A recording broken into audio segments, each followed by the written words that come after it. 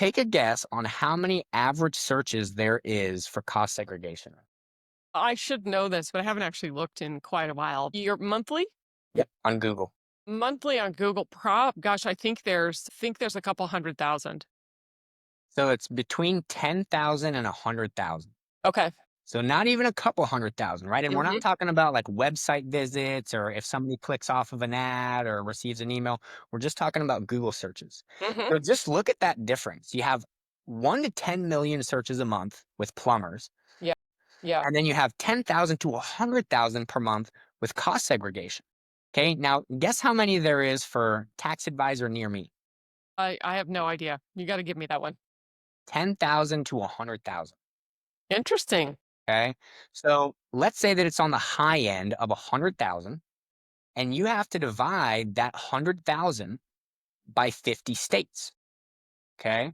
Well, per state, that's now 2,000 searches per state. But based on Google, Google's going to try and find somebody that's near you. So now we have to break it down to the actual city level. Do you know how many cities there are in California? A lot, right? So what ends up happening is when you go with the demand capture route for a product or service that's really more geared towards the demand generation route, what ends up happening is you're fighting over scraps and the cost per click on these is absolutely huge because the market is all going after that 3 to 10% that's in the market right now for that product or service. Right. Yeah, that's been exactly our experience. Yep.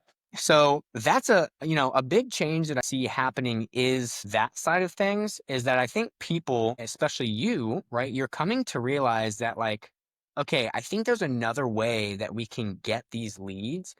And it's by actually showcasing the client that they have a problem, demonstrating value through education, information, and then becoming that trusted advisor who moves them from the problem state to the solution state to the buy now state.